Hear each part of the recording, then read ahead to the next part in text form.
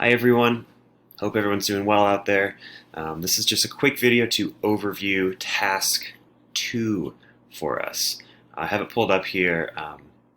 We can see that it's 15% of our final grade. It's 150 points, and it's an annotated bibliography. So of course this overview isn't a valid substitution for reading the prompt all the way through.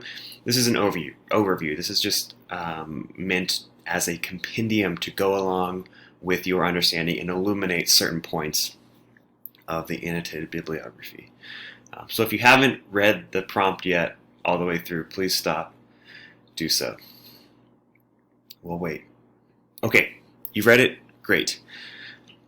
So to put this in context, right, in task 1, and excuse me if I look off screen, I have some notes to keep myself on track, try to keep this brief. In task 1, we basically wrote a proposal. We said, hey, here's this cool community. Here's how I know it's a discourse community. You showed your readers that it's a discourse community using swales. You said this is why they were studying, this is why I want to study them, this is what I think we can learn, and you even proposed some interesting questions about the community, some questions that if we were to answer would yield some sort of interesting novel results. So now we're moving on to step 2. We are choosing a specific research question, and then we're writing an annotated bibliography. So at its most basic, that's what this assignment is. Of course, task 3, the culmination of our sequenced project, results in you writing a well-researched and well-argued and original argument about how your discourse community uses language or rhetoric or literacy or how it relates to identity or how it uses lexis. We're making some interesting, novel, original argument about how our discourse community uses any of those buzzwords that we've been talking about so far. So at its heart, this assignment is us finding good research questions, one good research question at the end, and us doing some research that will help us support that, right? So this sounds like a big responsibility, right? We've chosen one discourse community, and now we're asking you to choose one research question. Right, we're being asked to choose one research question that you're basically going to do all of your research on. So again, there's another kind of interesting pinch point in the project here, where you are asked to, and this is a big moment in anyone's academic writing process, is identifying a research question. One that if we can answer it, it will provide insightful, interesting, new insight. One that will, if we can answer it, add to the conversation. So it's another somewhat big moment, but don't get overwhelmed because we are going to focus on picking a good research question that's on track, right? So in week 4, we'll do in pre-writing activity 3, we will devote our attention to entirely making sure we're finding a good, worthwhile research question. In that activity, you might want to go there early on in this week just because I've included a hyperlink to some previous students' research questions. You can see what other students have explored within their discourse community and its use of language. There's also a little brief reading hyperlink there about how to make a focused one. So that's all to say that we are choosing a research question. It's not a choice we want to make super flippantly. We want to pay attention to it, but you do have resources, and we'll be devoting resources to that in pre-writing activity 3. And I'll even be able to give you all some feedback on your research questions before we move on. So back to the task for task 2, right? So for this task, we're producing an annotated bibliography. You've probably written one of these before. If you haven't, the Annotated bibliography. A bibliography is just a list of citations of works that research that we think will help us. Annotations just means that we've written some notes on them. So in your annotated bibliography, I'm asking for a total of 8 sources. 4 of these sources need to be primary research. Again, this might be a new concept for us, so we will spend time making sure we know what that is well before you are even asked to submit a draft of this assignment. But not to get too ahead of ourselves, right? Primary research is research that you conduct yourself. It's you either interviewing, observing, or analyzing the community yourself, right? We'll learn about this more in week 5. But just know, right, if you're freaking out and saying, I've never done primary research before, you're well supported throughout this process. So things that we might want to consider as primary sources are things like interviews with people in your discourse community. Of course, this is an online class, and for certain circumstances, everyone is sort of online at the moment. We absolutely can conduct our interviews via web, online, via email, or via conferencing material, video conferences. So we might want to interview people who are in discourse community. Maybe that's people who are in positions of authority. Maybe that's people who have just joined, but they're going to provide us really interesting insight about the discourse community. We might want to collect genres that the discourse community uses so that we can analyze those and have evidence for whatever research question we're hoping to answer.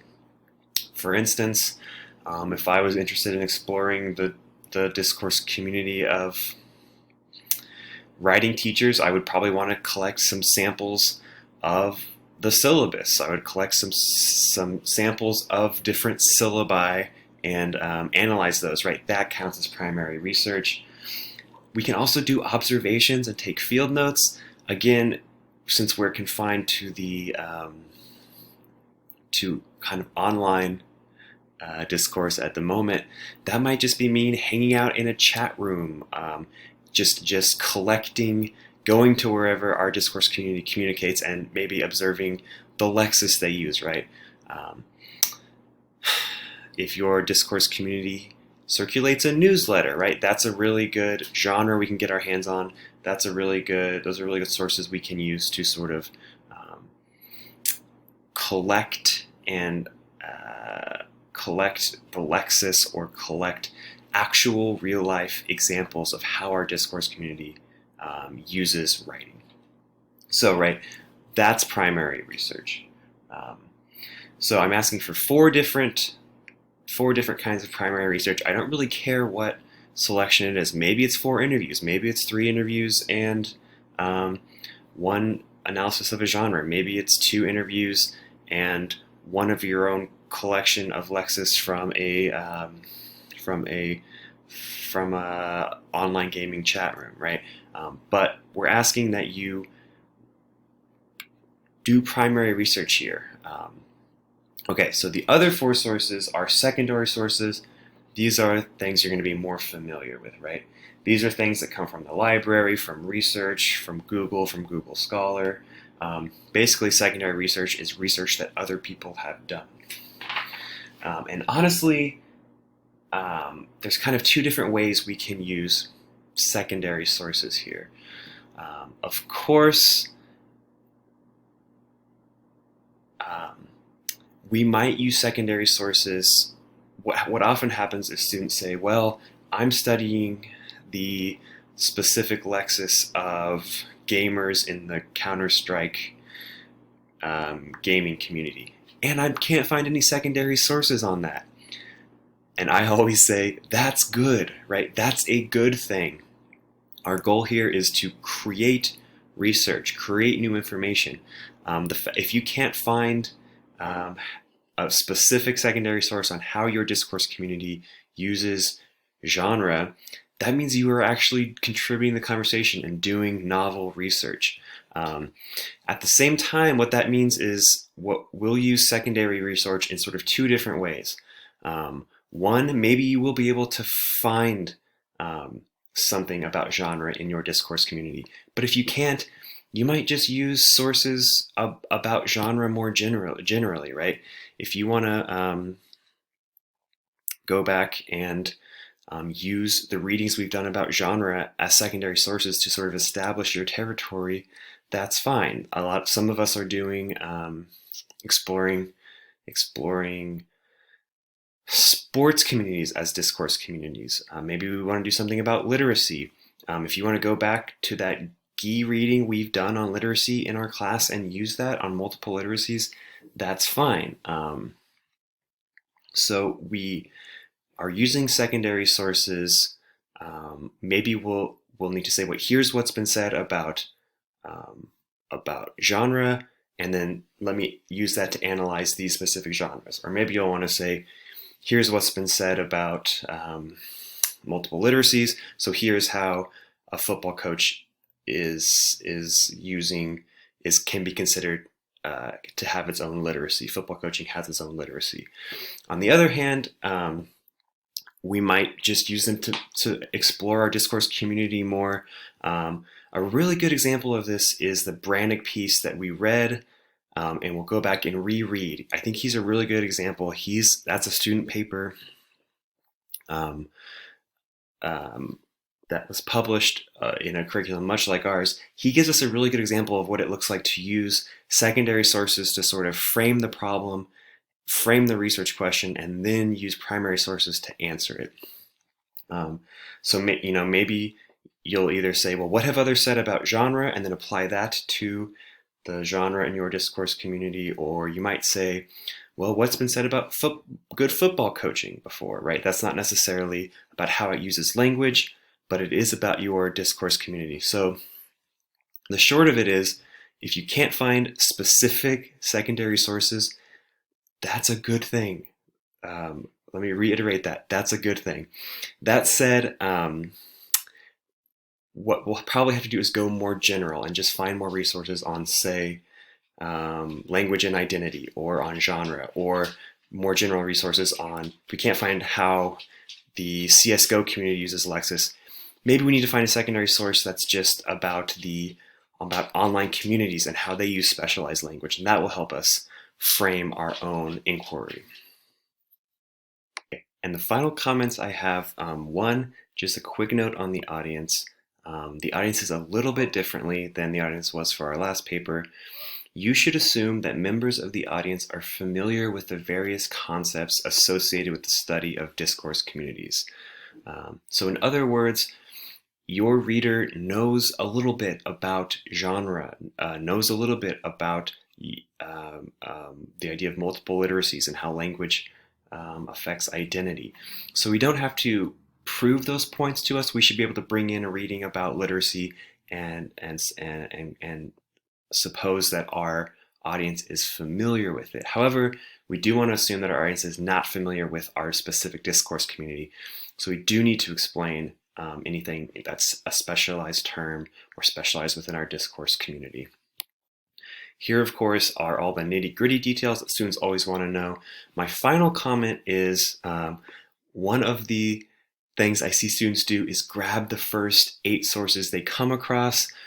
I strongly encourage you not to do that. Relevancy is very important here.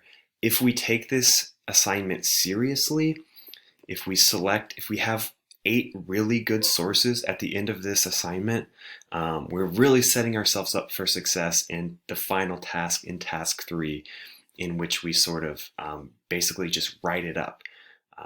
So if you take this seriously, really choose relevant sources, you'll be in a really good position to succeed in task 3. If you don't, if you choose the first Wikipedia source you come across just because you want to get the assignment done, you'll be in a bit of a tougher spot when task 3 comes around. So let's set ourselves up for success here. I hope everyone's doing well. And of course, as always, if you have any questions, please ask me.